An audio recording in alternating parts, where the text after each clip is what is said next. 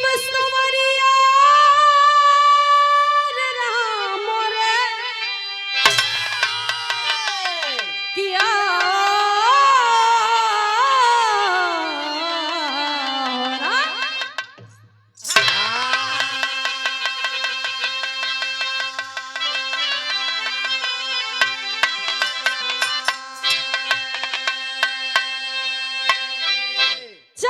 भूमिका के अंदर भाव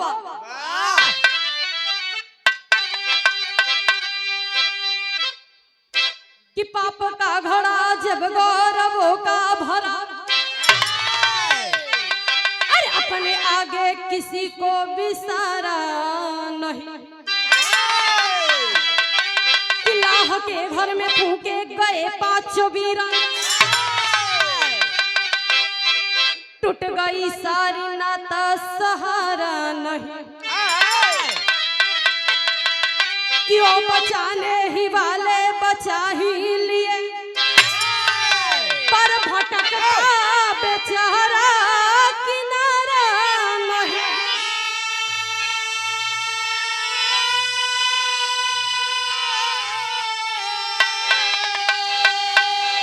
कि घूमते घूमते पहुँचे द्रौपदो भवन, जदुनंदन हृदय से विसरा नहीं।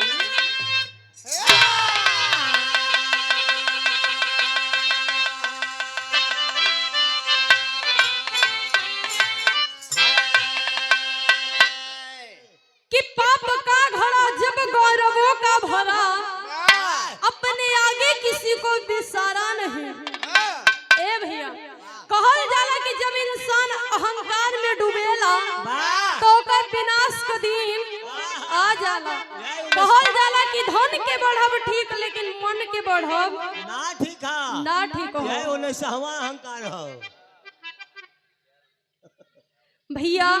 यही से कहल जाला कि इंसान के अगर धन बाटे तो दान करे के चाहिए, ओकरा से इंसान के जमीन से आसमान पे न जाए के चाहिए। काहे से कि जौन परमात्मा दे सकेला क्षण भर में ले भी सकेला, ले तो खपड़ा उजाड़ के ले जाते पूरा चीज, न घर के रहबो न घाट के रहबो। बिरहम बड़ी सुंदर गजल लगत बा।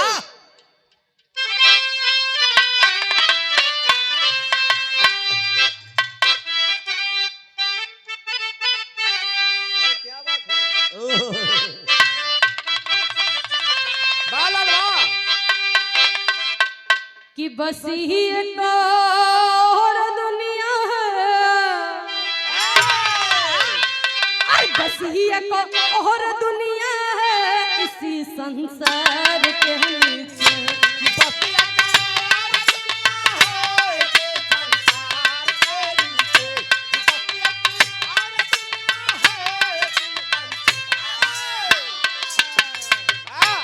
अरे बस एक और दुनिया है, अरे इसी संसार के नीचे।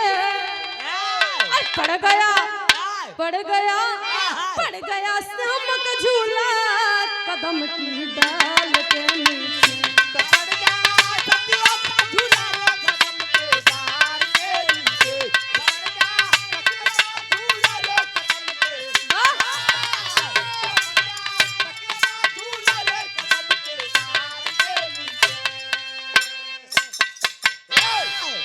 लेकिन भाव में कहना बका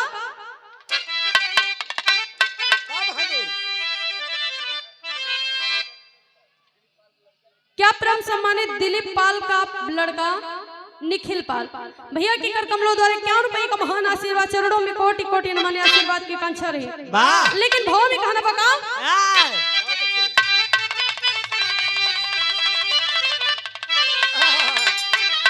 कि चला जब समय का चक्का,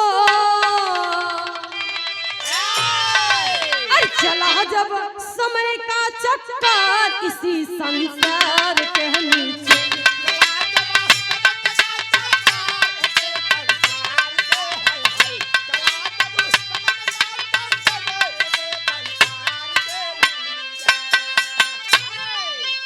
अरे चला जब समय का चक्का के बीच प्रगति प्रगति प्रगति द्रौपदी रानी इसी अंगार के बीच।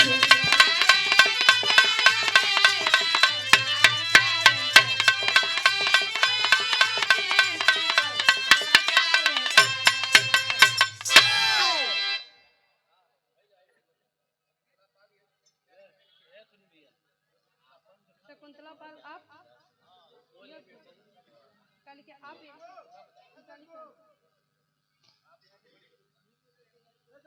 क्या प्रेम सम्मानी प्रेम से दे आप शकुंतला पाल, आप यहाँ की बड़ी बहू, उनके बड़े पिता रामकरण पाल भूसलपुर के धरती से 51 रुपए का महान आशीर्वाद, चरणों में कोटि कोटि नमन आशीर्वाद के कांचरी। देखा भैया गौआ के नमो नया नया बा ए से पढ़े में सोचत में डर लगत बा कि मान ले कुछ इधर से उधर होई। चला चल छदया वो मालूम पड़ जाए तो है। मान ले इधर ये देखा यूट्यूब लगा बा, चैनल लगा बा, चैनल में जाए तो लोग पे यहाँ देखे कि पढ़े लिखे के सहूर ना। भैया भी बतोबे बहन कि आजकल यूट्यूबर भाई ऐसा ऐसा अपने चैनल पे डाला थे कि लोग अपने गवैया विजेता बने देता है।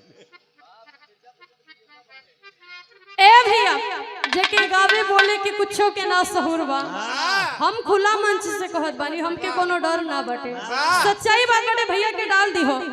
हमरे मिर्जापुर के कलाकार है आरती राज जख्मी, जेके गावे बोले के सहूर ना बा।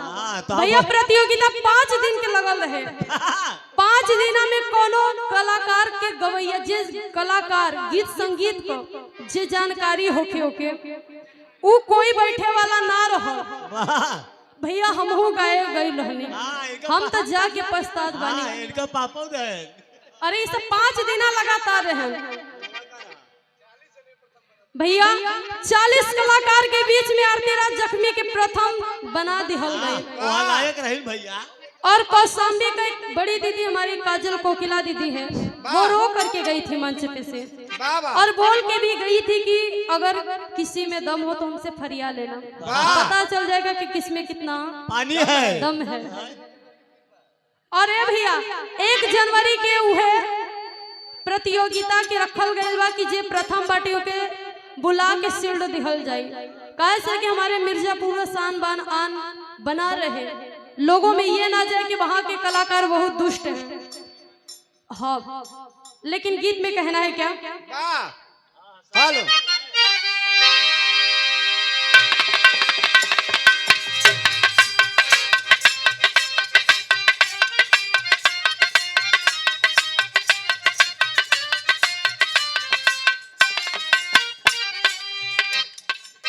धरती से जन्मी सीता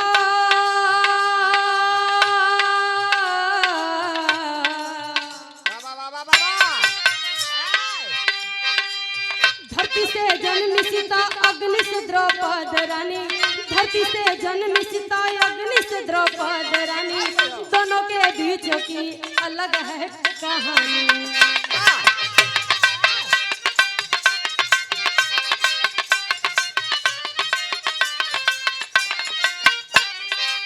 सीता के स्वयं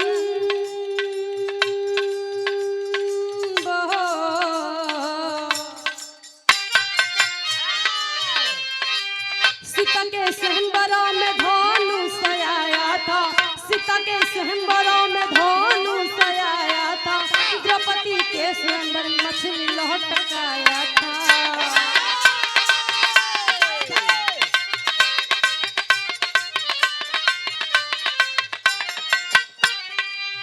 धनुष तोड़े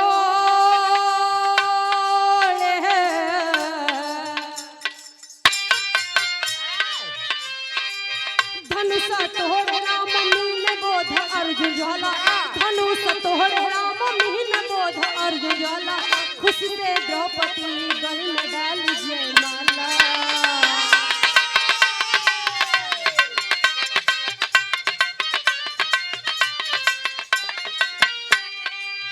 आए सब कुटिया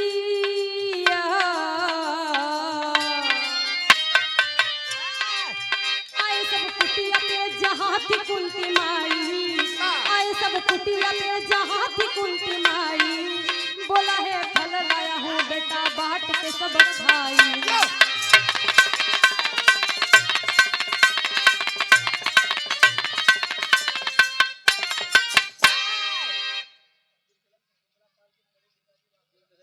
परम सम्मानित शकुंतला पाल के आप बड़े पिताजी आप रामकरण पाल, उनके कर कमलों द्वारा 51 रुपए का महान आशीर्वाद, चरणों में कोटि कोटि नमन है। ए भैया कहानी के जब शुरुआत हो गई बा कि सीता मैया का जन्म धरती से भइल रहा और द्रौपदी के जन्म अग्नि से भइल रहा। बाबू जब धीरे धीरे द्रौपदी सयान भइल बाड़ी, उधर से सवाल हो के बिया भइल रहल, इधर स्वयंवर में बिया होई। ए भैया जब द्रौपदी बड़ धीरे धीरे होखे लागल, कहल जाला बाबू कि माई बाबू के ओ दिन अपने जिम्मेदारी का बोझ होखे लागेला कि जौना दिन लड़का लड़की बड़ हो जाला। ए भैया द्रौपदी जब सयान हो गई, उनके पिता के बड़ा टेंशन हो गई कि बिटिया के बियाह कैसे करी। दिमाग में आयल स्वयंवर के घोषणा कैलन, हर एक राज्य में नेता बैठैलन, हर एक राजा के बुलैलन। ए भैया सब राजा उस स्वयंवर में आए, लेकिन उस स्वयंवर रखा कैसन गइल रहा, ऊपर मछली लटका गई और वो मछली के आँखी में देख के मारे करा वो तेले में देखा ऊपर मारा, जे उ तेले में देख के मछली के आँखी में मार दही, उहे हमरा बिटिया से बियाह करी। ए भैया सब राजा राज्य का आयल रहला, सब केहू कोशिश करस लेकिन केहू से कुछ नहीं भवा। लास्ट में राजा के टेंशन हो गई। हेलो क्या प्रेम सम्मानित भोलानाथ पाल चेरापुर के धरती से 101 रुपए का महान आशीर्वाद। ए भैया बड़ी टेंशन हो गई कि लगा था हमरे बिटिया का स्वयंवर सफल ना होई। टेंशन होखे लागल, तब तक अर्जुन जी अइलन। और जब अर्जुन जी अइलन बाबू, कहल जाला कि उनके जैसा धनुष चलावे वाला केहू ना रहल।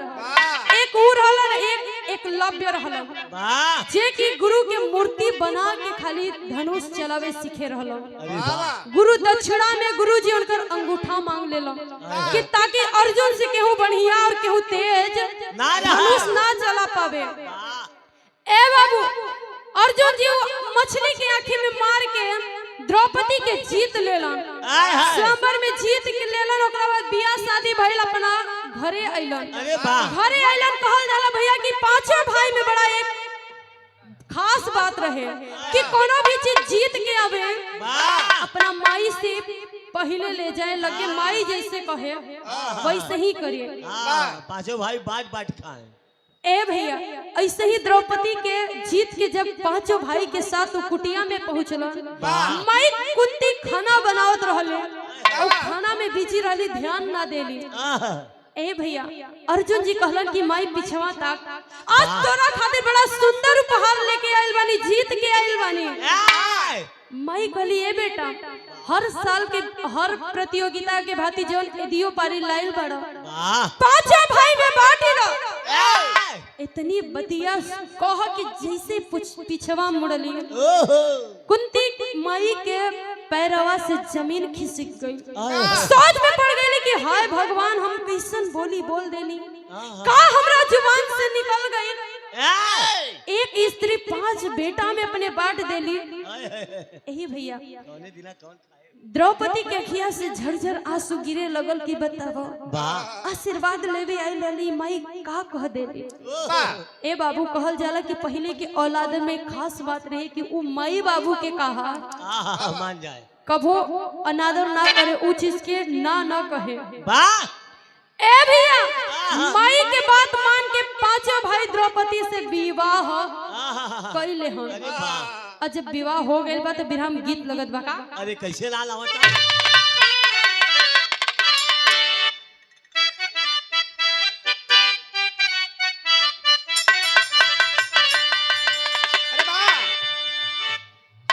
कोनो मेहरारू कहे का कहे कि मोर पीछा वहरवा सुनार का दुकहनिया,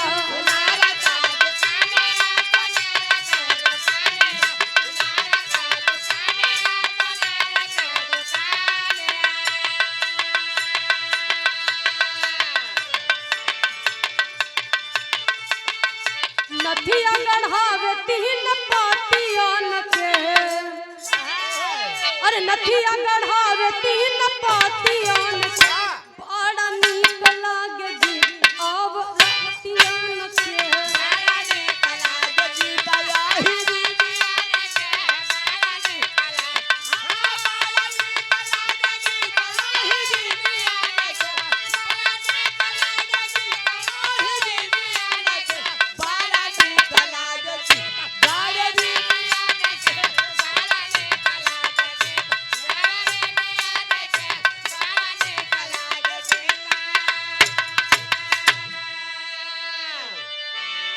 और क्यों का गीत नहीं बढ़िया लगा अहिरे गड़रिया कायदे गाय सकत है। अच्छा और क्यों नहीं गा सकता ना उससे बढ़िया तो तू ही गा देता है हां त हम तो अहिरे है मेहरारून का बात किया है हां तो तो अहिरे नहीं है ना। ए भैया देखो भाव में कहना बका वाह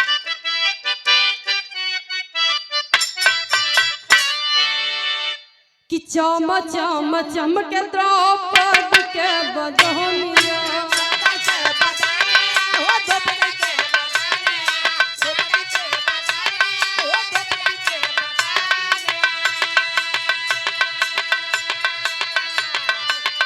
बिक गई सौदा बजरिया में बिक गई सौदा बजरिया में बड़ा नीक लागे बारी रे कुमारिया में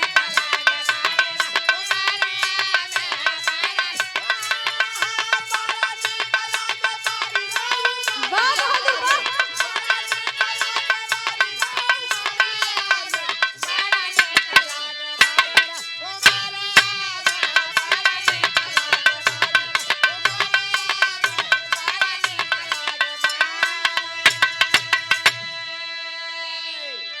क्या परम सम्मानित श्री शिव मोहन पाल गुलौरी गोपीगंज के धरती से 101 रुपए का महान आशीर्वाद चरणों में कोटि कोटि नमन आशीर्वाद के कांक्षा रही।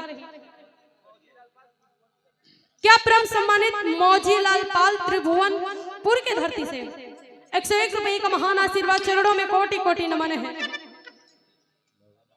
ए भैया देखो जब 5 भाई में द्रौपदी बट गईली कम उम्र में नाजुक उम्र में ए भैया अब द्रौपदी के साथे 5 भाई कैसे रहो बड़ी दुविधा में फसल बहन जा कि 5 पति और 1 पत्नी एक साथ कैसे रही हो नियम लागू होता कैसे लागू होता भैया कैसे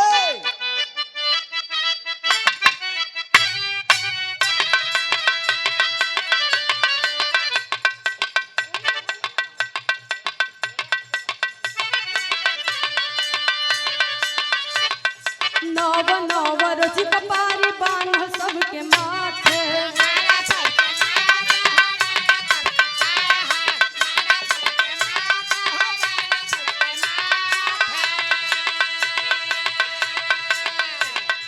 पहली रात पहरी धर्मराज जी के साथ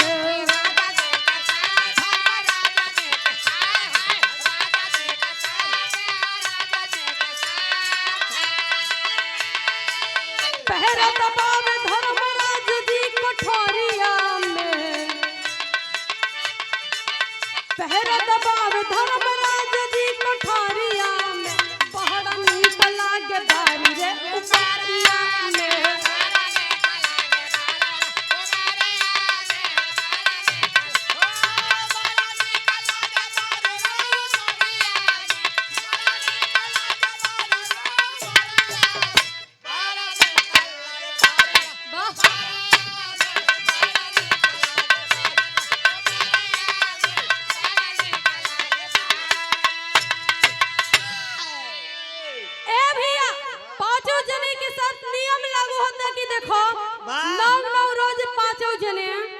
द्रौपदी के साथे रही हो कि मान लो कि धर्मराज जी के साथे द्रौपदी है ती जान लो कि चारों जने का भाभी लगे हैं और जे जे द्रौपदी के कमरा में रहे ओकर 9 दिना बहरे चप्पल यानी पादुका छोड़ के जाई हां जे ओलिया 9 दिना रहे वही में हां अरे बाप रे 9 रोज का पारी बनल बा भैया अब पारी बन ही गए। अब पहला राते पड़ी बहन धर्मराज जी के साथे और जब धर्मराज जी के साथे पड़ल बहन तो ही कच्छ के बहरे भीम हाय, हाय। पहरा देते। अरे वाह। ए भैया संजोग से वो कच्छ को खिड़की खुलल, गर्मी लगत रहा हवा जामे दे खोल दे रहे। खिड़की खुलल रह गई। वाह। अब देखा भीम पहरा दे दे तो उनकर खिड़की पे निगाह गई। हाय हाय। और जब निगाह गई तो हम सोचें कि देख ली कमरवा में। देखिए भैया क्या करत है। ए भैया जाके वो खिड़की में झांके की कैलन कोशिश। और जब कैलन कोशिश तो उनकर अखियां खुले के खुलल रह गई। सोच में पड़ गई कि बताबो हम का देखत बानी, हमरे अखिया पे भरोसा ना होत बा। भैया गन का करे तो का करत है। भैया हमार मेहरारू को पैर दबावता है। वाह। बतावा हमरे तनी टेंशन होत बा कि दुनिया का कही। ए भैया जो भैया आदत धराई दे हुए महू करे पड़े। भीम का पूरा रात सोचे में बीत गई बा। पहरा के देवे के कहे के दिमाग में टेंशन छा गई बा कि धर्म का देवता भैया हमारे धर्म का ज्ञानी और जो मेहरारू के चरण में भुला गईलन तो होत कब भैया बिरहम गीत लगत बा।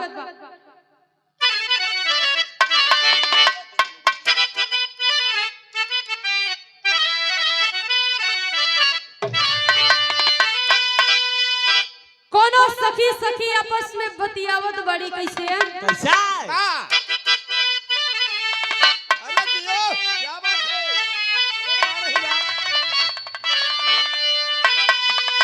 अरे जुगला जोड़ी हो जुगला जोड़ी कि दोनों पनिया के जानी हो, दोनों पनिया के जानी जुगला जोड़ी दोनों पनिया के जानी।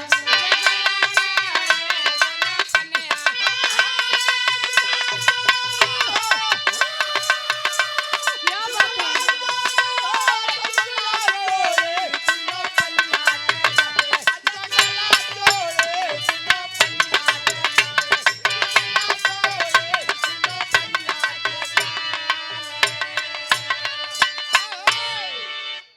लेकिन भाव में कहना बता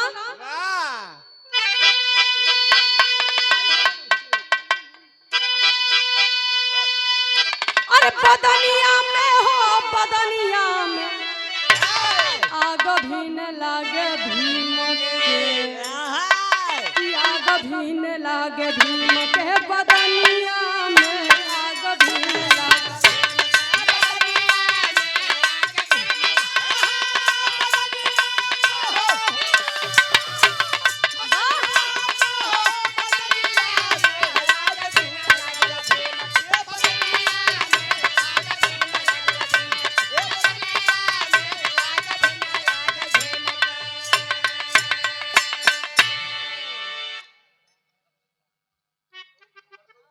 क्या प्रेम समानी प्रेम से दे आप बड़ बहुपाल।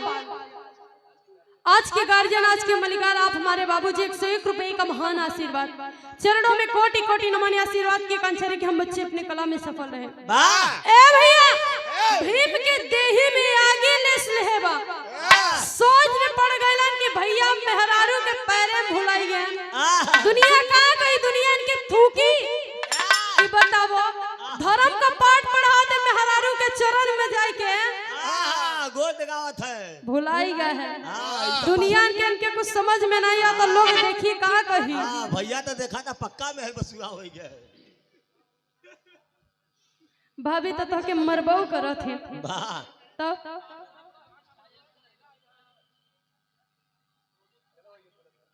लेकिन कहना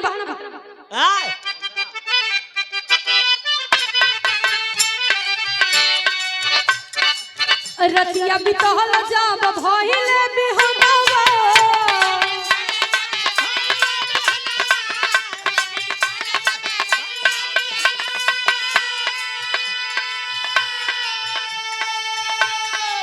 बैठे पाँच भाई बोल भीम के समनवा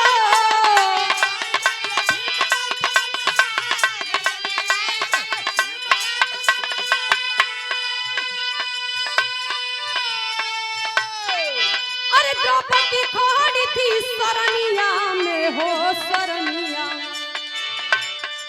कि आगा भीने लगे भीम के बदनिया में आगा भीने लगे भीम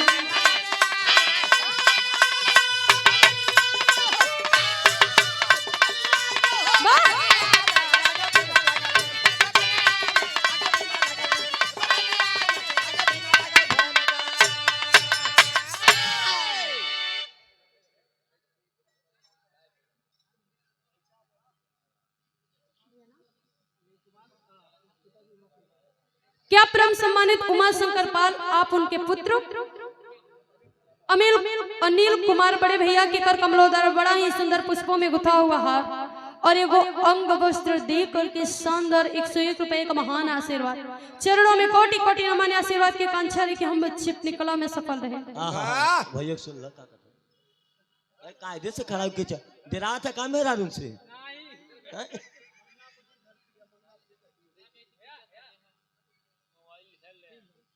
बियाहे में कैसे खड़ा हो गया मेरा लगे तू भाई मंगा पट्टी के धरती से 101 रुपए का महान आशीर्वाद चरणों में कोटि कोटि नमन है।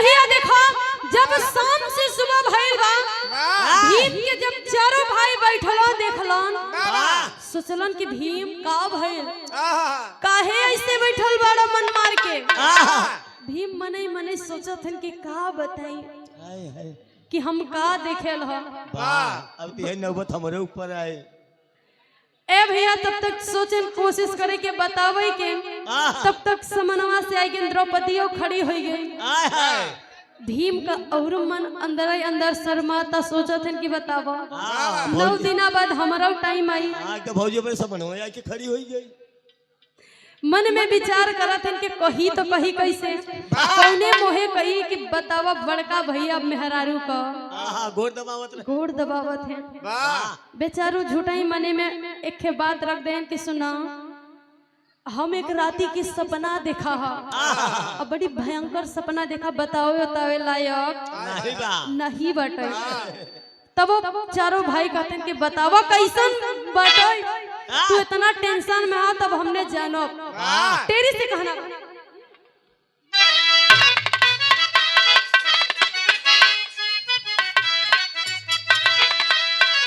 कि सपनवा देखली आधी रतिया कि सपनवा देखली आधी रतिया मर्दा पैर दबावे नारी सुते समनवा यही समनवा यही समनवा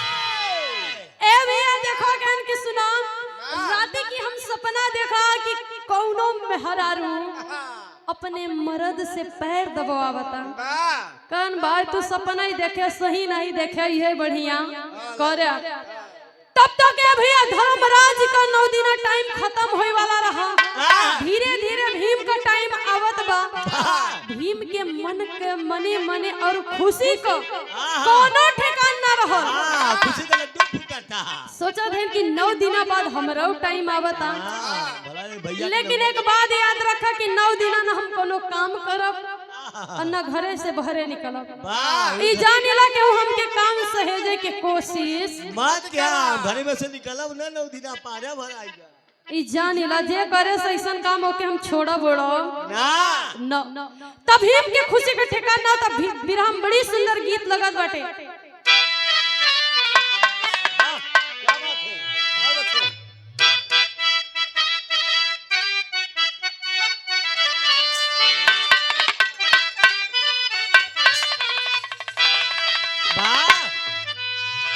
कि कहत बानी भारत के जवनवा हो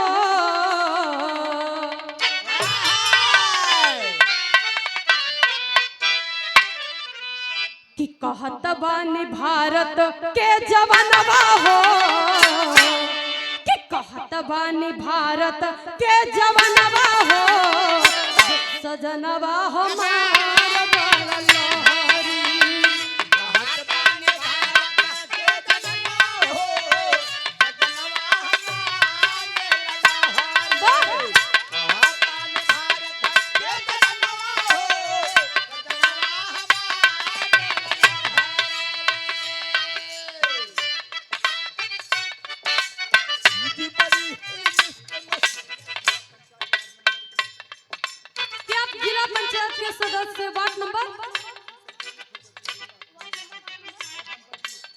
वार्ड नंबर 20 गोधना के धरती से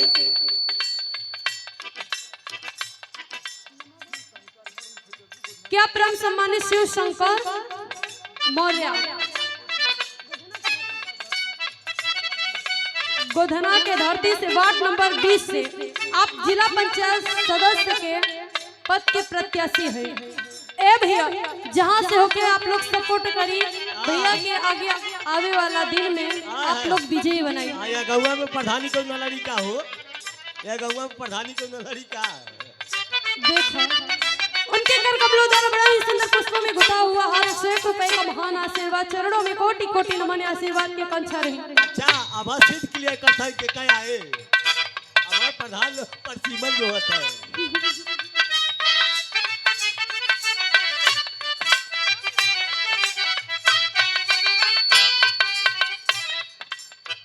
कि भीम रे मन में गुणनवा हो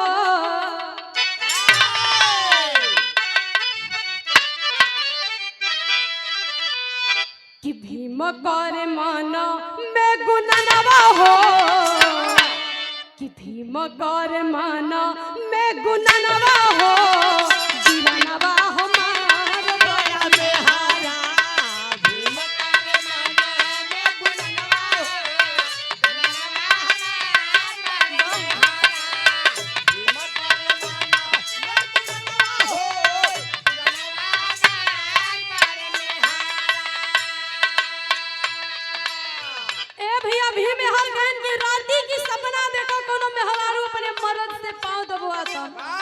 लेकिन जब उनका टाइम आई बात तो मने में सोचा था कि हम थोड़ी ना धर्मराज हई जाय के उनका पैर दबाव न दिन हमू में हरा नहीं है जाय के 4 झपड़ दे और खुद दबवाई मन में गुमान करत है। लेकिन अगला लाइन में कहना बका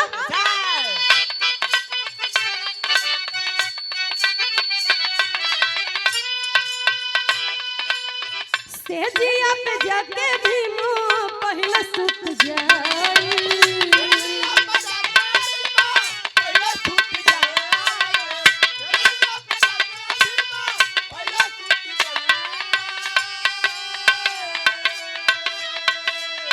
पीछवा से द्रौपदी पहुंची से जिया पधाई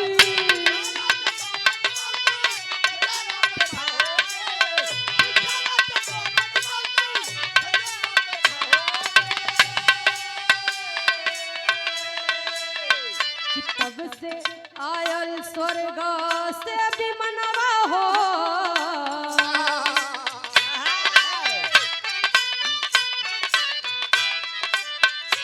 तब से आयल स्वर्ग से भी मनवा हो सजनवा हमार बड़ में हो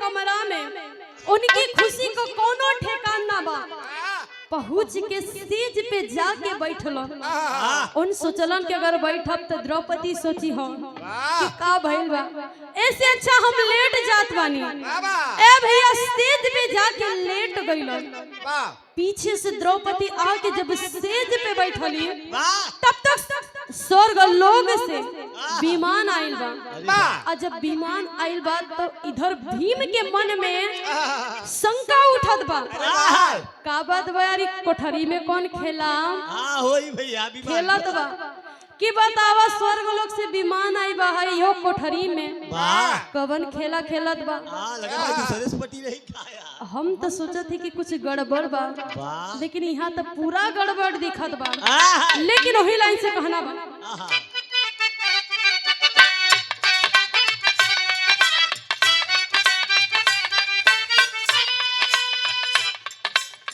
बैठी विमान पर द्रौपदी गुजरिया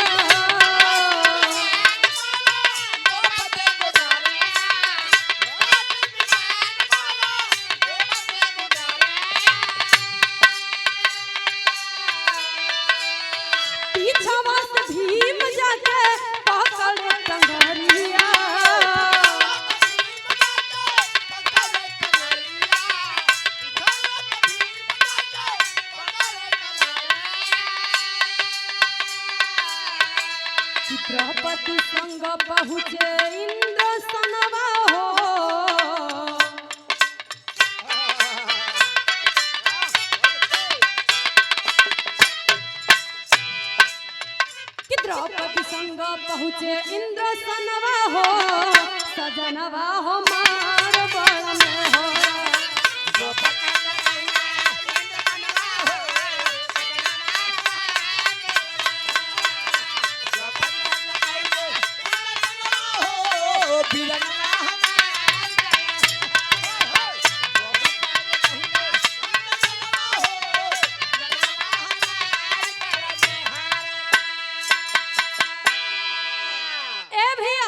जब विमान देखलिन द्रौपदी जाके तुरंत बैठ गईली और जब बैठ गईली भीम सोचलन कि का बात बा जब तक हमहू ना देखब तब तक पता ना चले कि कौन खिचड़ी कोठरी में पकता।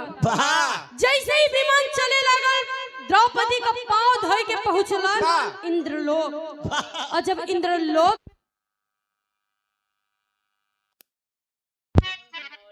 लाइन के क्या जब देखो पांव धोई के उनका पहुंचलन इंद्रलोक में। भैया आवाज कम बात नहीं बढ़ाए दो। तुरंत जब इंद्रलोक में पहुंचलन तो इंद्रलोक में का देखलन पापड़ से कहना बा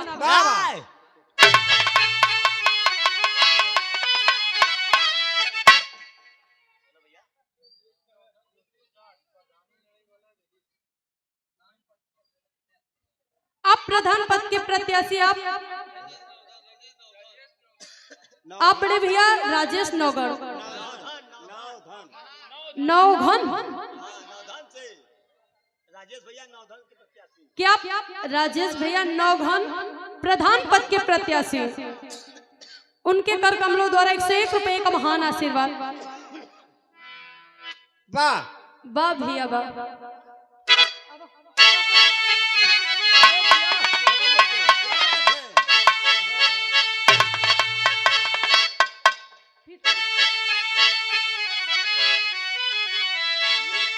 अरे करे आरती ब्रह्मा विष्णु शिवदानी द्रौपदी रानी। अरे करे आरती ब्रह्मा विष्णु शिवदानी द्रौपदी रानी। छुटे पसीना भीम करे निगरानी द्रौपदी रानी के।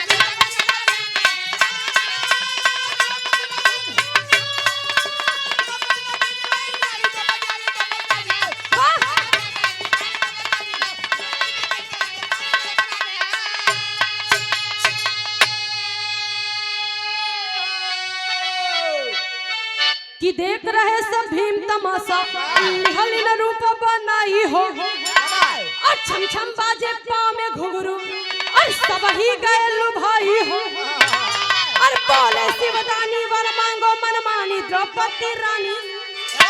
और बोले शिवदानी वर मांगो मन मानी द्रौपदी रानी। अब महाभारत का रचना युद्ध से लानी द्रौपदी रानी से।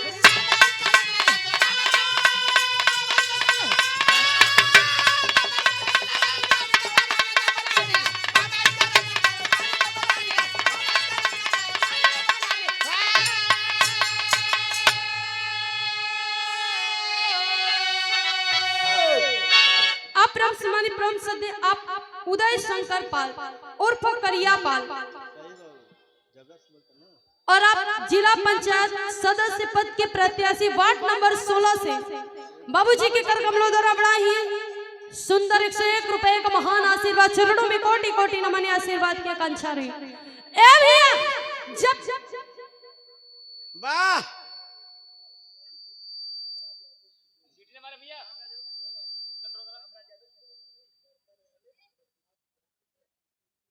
क्या परम सम्मानित परम श्रद्धेय आप रामराज यादव वाह सुधवन बर्तन वाले आप प्रधान पद के आप प्रत्याशी उनके कर कमलों द्वारा 101 रुपए का महान आशीर्वाद। चरणों में कोटि कोटि नमन। वाह ए भैया देखो जब इंद्रलोक में पहुंचल बारे हो जब ब्रह्मा विष्णु महेश भगवान जी जब देखलन द्रौपदी के उनके उतार के बड़ा बढ़िया आसन लगा के बैठा के उनकर आरती उतारे लगलन। और जब आरती उतारे लगलन तुरंत अपने रूप में आ गईली। और जब रूप में आ गईली भैया हर छिप के भीम देखत रहल। उनकर आंखें फटी का फटी रह गल। उनके माथे से पसीना गिरे लागल कि बारे भगवान कैसन लीला में तोहार कि माई आदि शक्ति जगत जननी हमरे घर में मेहरारू बन के आइल बाड़ी और हम समझ ना पैनी हम का कर देनी। हां जेके हम लेवे तैयारी क्या काली माई निकल गई। ए भैया मन में विचार करते सोचते तब तक रूप जब बना लेली भोलेनाथ जी कहलन कि माई तो के का चाहिए तुम मांग लो। जब इतनी बात कहे तुरंत तू काली मैया काली के हमके महाभारत का युद्ध चाहिए। कहलन के करे सिवा कुछ ना लेबू। कहलन के ना हम बड़ा दिनों से भूखल बानी कब से सोचत बानी कि पांचों के खाई लेकिन मौका नहीं मिलत बाटे। हमें के यह वरदान तो से चाहिए।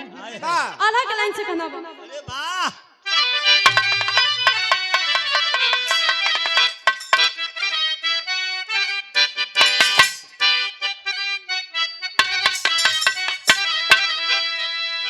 कि पांचों अपराधी पति संघवा में बाटे भैया।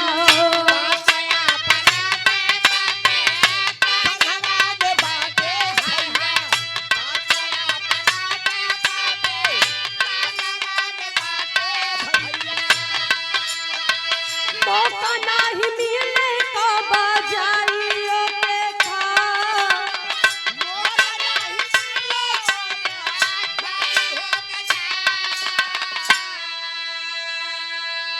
अरे हाली से लड़ैया लड़ी है मृत्यु लोकवा में भैया।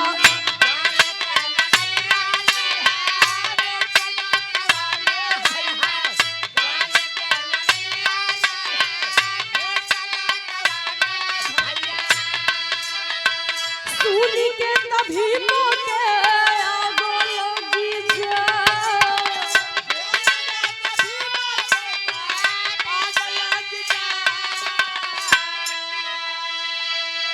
ए भैया देखो कहीं कि हम पांचों पति के खाई चाहत ही हमके मौका नहीं मिला तो यही से महाभारत का हमके युद्ध चाहिए कौरव और पांडव के बीच में। उनके देखो ब्रह्मा विष्णु महेश भगवान जी उनके दे देलन उनके इच्छा अनुसार मंगला और जब दे देलन फिर भी उनका गुस्सा शांत ना होत बा। अगला लाइन में खाना बा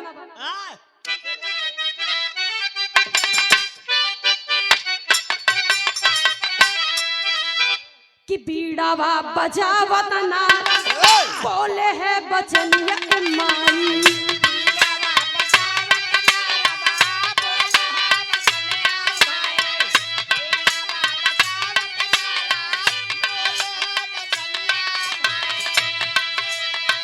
काहे माई गोइलू तू इतना अकुता।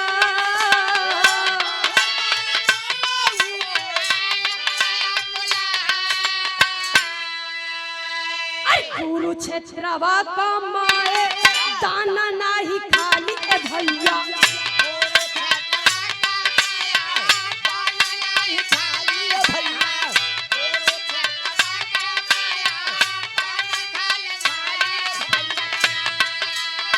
साहबुल चिरहिया अंडा दी होले बया।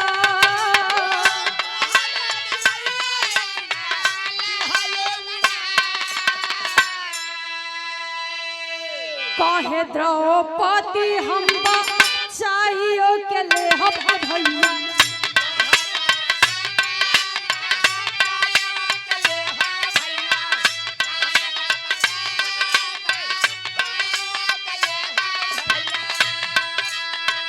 इतना कहता चला दिहरी हो रसा।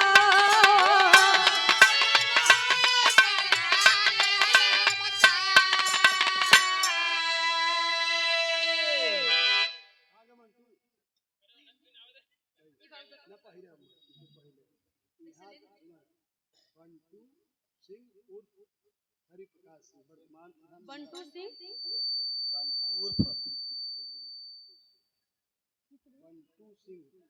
क्या परम सम्मानित बंटू सिंह उर्फ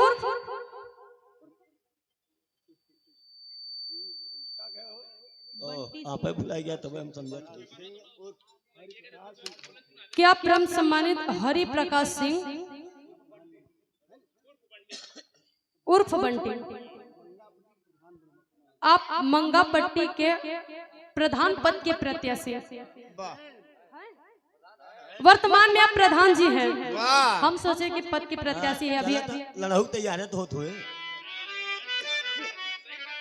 उनके कर कमलों द्वारा बड़ा ही सुंदर पुष्पों में गुथा हुआ हार और शानदार 201 रुपए दे करके सम्मान किए, एक अंग वस्त्र दे करके वाह चरणों में कोटि कोटि नमन है।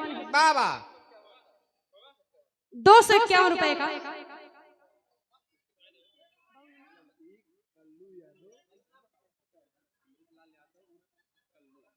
क्या परम सम्मानित अमृत लाल यादव कल्लू उर्फ कल्लू समोसा वाले हाँ।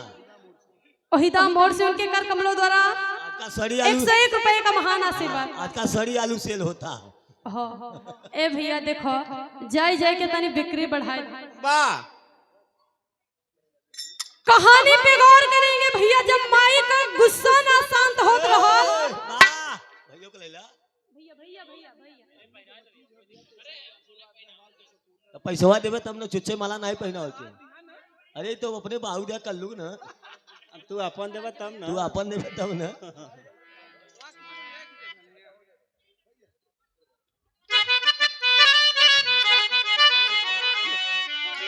फोटो तो खिंचवा ले हाई कोर्ट क्या जाए। परम सम्मानित राजकुमार यादव बड़े भैया के कर कमलों द्वारा बड़ा ही सुंदर पुष्पों में गुथा हुआ हार 101 रुपए देकर के सम्मान के चरणों में कोटि कोटि नमन। वाह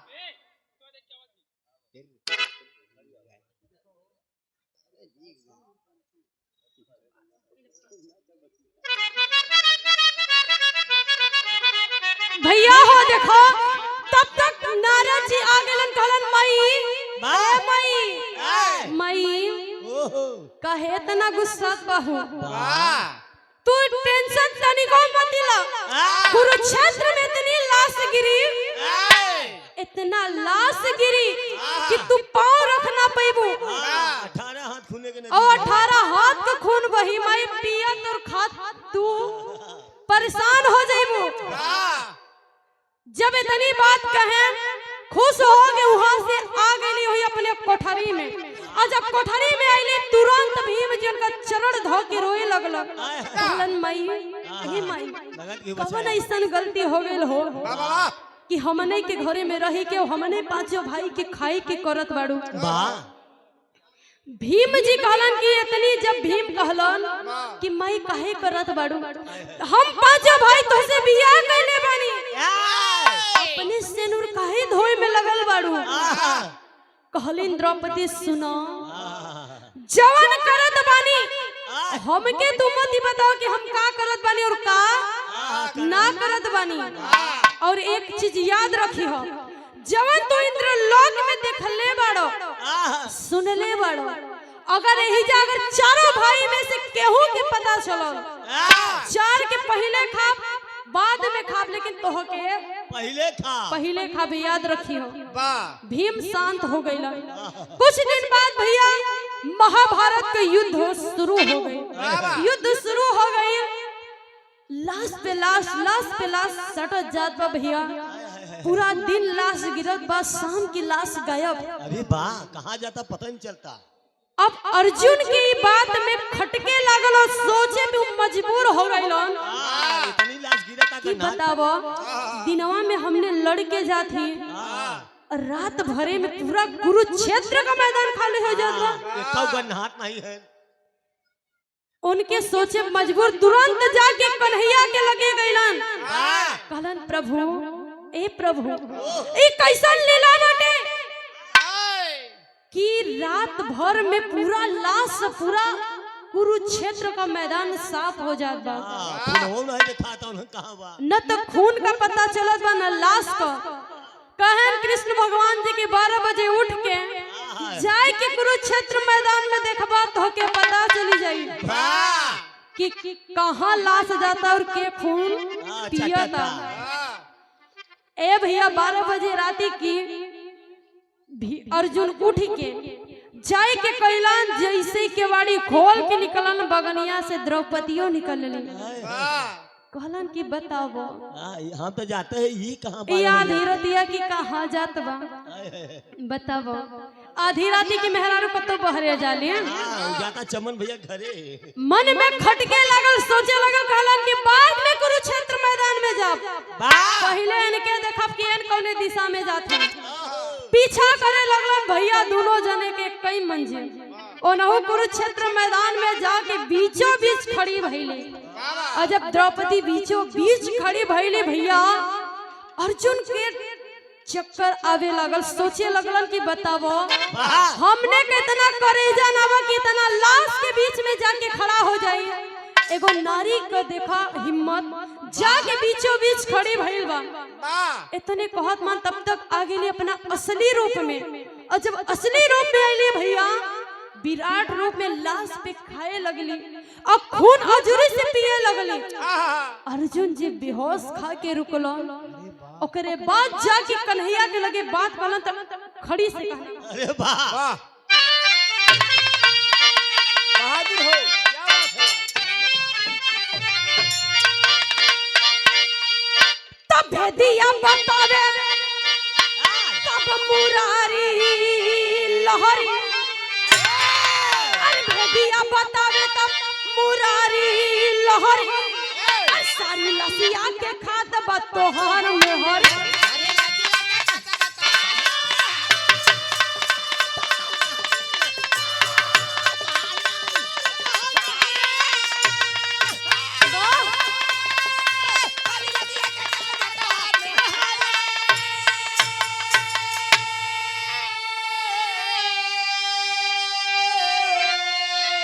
कि पूर्व जन्म में रहला पांचों भाई हो, और एक दिन गुफा में ले जाके द्रौपदी के साथ हो, और गुफा में ले जाके कैला काम जबरी, और गुफा में ले जाके कैला काम जबरी, सारी लसिया के खात बा तोहर में हर।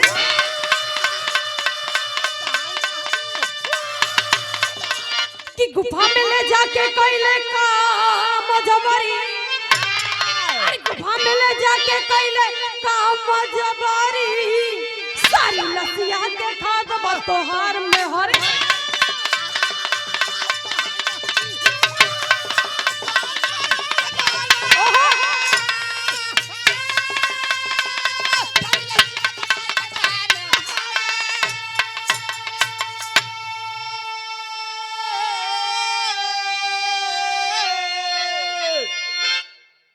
जाके कृष्ण कन्हैया से कहलन कि प्रभु ई कौन लीला कौन खेला खेलत बड़ो, कि कोनो लीला तोहर समझ में नहीं आवत बा।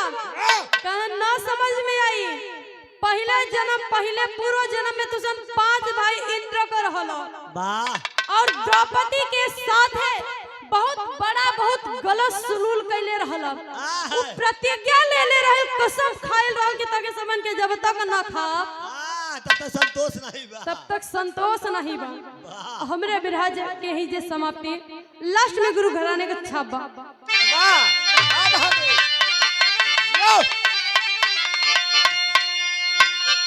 कि गुरु बिहारी गुरु गणेश गुरु रामलाल मोर पावा,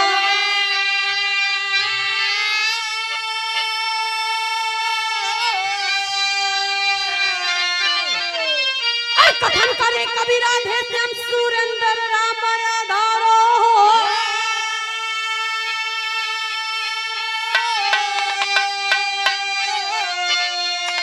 कि सपनवा देखली अधीरत,